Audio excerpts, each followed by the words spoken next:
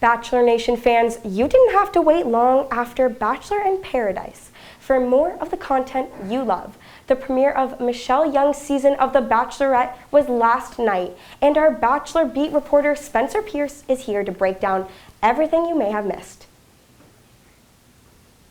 Thanks, Anastasia. Well, we'll get to the episode in just a few minutes, but what I want to start with is something that is unique to every season, that being the limousine entrances. This is a huge part of Bachelor Nation, and it allows audiences to feel out some of the suitors. So now that there are a lot of very quickly edited ones last night, and frankly ones that are kind of boring, we're going to review them. This isn't going to be any just boring old review. We're going to be ranking the top 3. Let's do this thing. Give me number 1.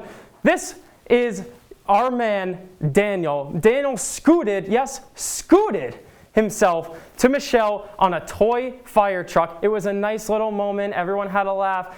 Now, when I tell you, he was absolutely outdone by the man, PJ. He came in a real fire truck, a real life one, engines blaring, everything. It was a very funny moment and definitely made an impression on Michelle. Coming in at number 2 is Chris. Give me Chris. Look at Chris coming out of the side of a bus. Michelle's a middle school teacher. Chris came onto the scene wearing a backpack, shorts. He was in a school bus, like I said. He waved his head out of the window. Michelle got a good laugh out of it. It was sweet, it was topical, and it made her remember him. Maybe it was the bus, maybe it was the shorts. We're not really sure. Coming in at number 1 has to be the man. Give me Rick.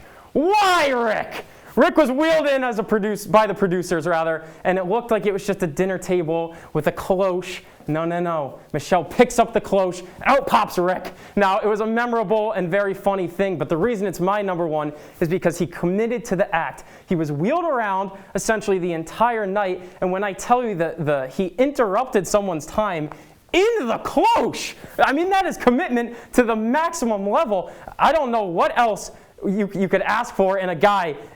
I would want that man. I don't even know what I'm saying anymore. The cloche threw me off, and there we go. Well, I definitely have to say that kind of reminds me of James's performance on his Bachelorette debut, the whole box thing. Box man, correct. So Spencer, why don't we get into some of the episode? Who is someone that stood out to you for a good reason?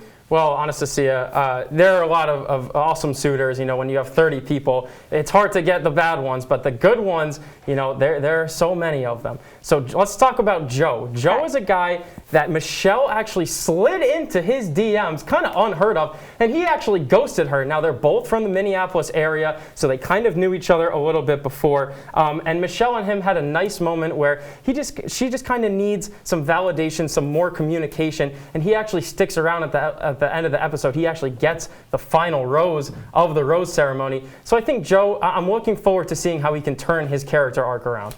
Wow, that is crazy. What are the odds of that? And now no season would be a true Bachelor season without a villain.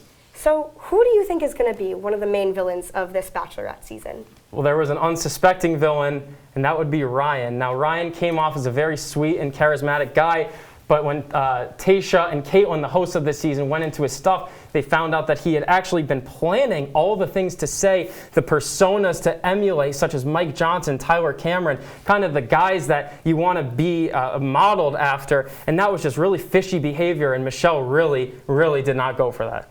Wow, that is just so surprising that at this stage in the game, someone is that committed to planning out their... Crazy. Wow. And okay, I have to ask, it's early, but who do you think is going to end up with Michelle in the end? All right, well, I think I'm going to pull a little bit of my baseball Sam Lebowitz out and talk about some stats. Yes, there are Bachelor stats, and the stats say the winner of the first impression rose usually goes a very long way. So with that being said, I'm going to take Nate. He got the first impression rose from Michelle. She was smitten over him. He's a good-looking guy, and so I think Nate is going to be the one to get down on one knee at the end. Well, Spencer, you know I love talking all things Bachelor franchise with you, but coming up after the break, we're keeping up with an exciting announcement from one of the Kardashians.